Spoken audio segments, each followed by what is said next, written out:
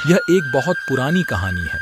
एक गांव में एक मुखिया रहता था जिसका नाम दामोदर दास था। दामोदर एक बड़ा नेक और लोगों की सेवा करने वाला मुखिया था। वह जो अपने अतिथियों से बड़े आदर और बड़े प्रेम से पेश आता था। उसे मुखिया होने का कोई घमंड नहीं था। वह हमेशा इंतजार करता था कि उसके घर कोई आए और वह उसकी अच्छे से देखभाल और सेवा कर सके। रोज सुबह वह यही सोचता था कि आज अतिथियों को क्या खिलाया जाए, क्या पिलाया जाए, ताकि अतिथि खुशी से झूम उठे। दामोदर का अतिथि सत्कार देखकर सभी अतिथि बड़ी खुशी से झूम उठते थे। अतिथि बड़ी खुशी से वहां से विदा लेते और जाने से पहले मुखिया को हमेशा कहते, अरे दामोदर भाई, आपके जैसा इतने अच्छे से किसी अतिथि का ध्यान इस गांव में शायद ही कोई और दूसरा रखता हो। ज्यादातर अतिथि यही कहकर दामोदर से विदा लेते थे।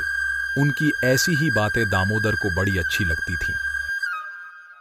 वह अतिथियों के भोजन की व्यवस्था रोज सुबह होते ही जंगल से इकट्ठा किए गए फूल, कंदमूल इकट्ठे करके करता था, ताकि कोई अतिथि अगर आए तो उन्हें अच्छी तरह से भोजन करा सके और भोजन की भी कमी ना हो, इसलिए वह रोज जंगल जाया करता था। दामोदर का एक बेटा भी था जिसका नाम शिवा था। वह भी अपने पिता की तरह अतिथि सत्कार में बड़ा माहिर था। एक दिन जब उनके घर में मेहमान आए जो पहले भी मुखिया के घर आ चुके थे। मुखिया और मुखिया का बेटा दोनों कंदमूल और फलों से अच्छी तरह से उनका सत्कार कर रहे थे। मेहमान भी बड़े प्यार से और खुशी से खाना खा रहे थे। खाते खाते उनमें से एक मेहमान जो थोड़ा मजाकिया था, उसने कहा, क्यों मुखिया जी, आपके इस जंगल में सिर्फ यही फल मिलता है?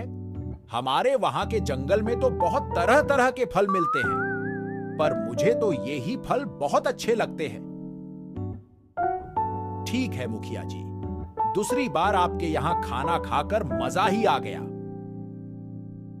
उनके जाने के बाद मुखिया का बेटा शिवा अपने पिता की ओर देख रहा था। उनकी यह बात मुखिया को कुछ हजम नहीं हुई कि आपके यहां बस यही फल मिलते हैं। इसलिए मुखिया ने शिवा से कहा, हम जंगल में घूमते रहते हैं ताकि हमें कुछ और किस्म का फल मिल जाए, लेकिन लगता है बेटा, इस जंगल में सिर्फ यही फल पाए जाते हैं। तभी शिवा ने कहा, पिताजी, मैं कुछ दिन के लिए जंगल के भीतर चला जाता हूँ और अच्छी तरह से छानबीन करता हूँ। शायद मुझे जंगल में कुछ और फल मिल जाए। मुखिया को अपने बेटे की बात बड़ी अच्छी लगी। उसने अपने बेटे से कहा, हाँ बेटा, तू जा और देखा, क्या पता कुछ मिल जाए। इसके बाद शिवा जंगल की ओर चला जाता है। कई दिन तक जंगल में घूमते रहने पर उसे कोई नई चीज नहीं मिलती है। घूमते घूमते वह बहुत ही थक गया था, इसलिए वह एक पेड़ के नीचे बैठकर आराम करने लगा। तभी वहां से एक साधु बाबा गुजरते हैं और शिवा को परेशान देख, अरे बालक, तुम थोड़े परेशान दिखाई दे रहे हो, क्या बात है बालक? बाबा जी, हमारा परिवार गांव में मेहमान नमाजी के लिए जाना जाता है, परंतु कल एक अतिथि जो दूसरी बार हमारे यहां आया था, उसने कहा कि क्या यही फल मिलते हैं तुम्हारे यहां, जिससे पिताजी को थोड़ा अच्छा नहीं लगा और उनको परेशान देख मैं यहां आ गया ताकि कोई नया फल मिल जाए, पर मुझे कुछ भी नहीं मिला। शिवा की बात सुन साधु बाबा ने शिवा को एक जादुई फूल दिया और कहा, ये लो बालक, ये एक जादुई फूल है और तुम जब खाना बनाओ तब एक पंखुड़ी खाने में डाल देना और फिर इसका कमाल देखना। इसमें केवल 5 पंखुड़ी है, इसलिए 5 दिन के बाद 39 घंटे बाद इसमें फिर से 5 पंखुड़ियां आ जाएगी, इसलिए 39 घंटों का इंतजार करना। फूल पाकर शिवा खुश हो जाता है और घर की ओर चल देता है। घर पहुंचकर वह अपने पिता को जादुई फूल के बारे में बताता है। अगले दिन एक अतिथि आता है और जादुई फूल से बना खाना खाकर वह बहुत खुश हो जाता है और खाने की बहुत तारीफ करता है। इसके बाद से आसपास के सभी गांवों में भी दामोदर के अतिथि सत्कार का बोलबाला होने लगा। यह सुनकर एक दिन एक राज्य के राजा ने वहां जाने का निश्चय किया। राजा दामोदर के घर आ जाता है।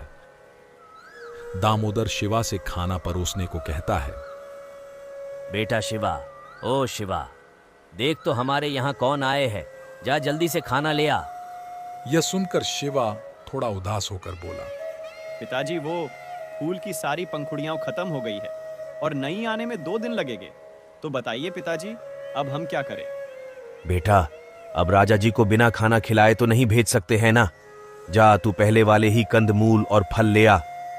शिवा राजा को खाना खिलाता है, लेकिन खाना राजा को कुछ खास पसंद नहीं आया और उसने मुखिया दामोदर को कारावास में बंद करवा दिया। यह देखकर शिवा ने अपने पिता को राजा के कैद से छुड़ाने का निश्चय किया। 2 दिन बाद वह राजा के पास खाना लेकर गया। महल पहुंचकर शिवा ने राजा से कहा, राजा जी, उस दिन भले ही आपको हमारा खाना कुछ खास पसंद नहीं आया, लेकिन यकीन मानिए आज का खाना आपको जरूर पसंद आएगा। और हां, अगर आपको खाना पसंद आए तो आपको मेरे पिताजी को कैद से आजाद करना होगा।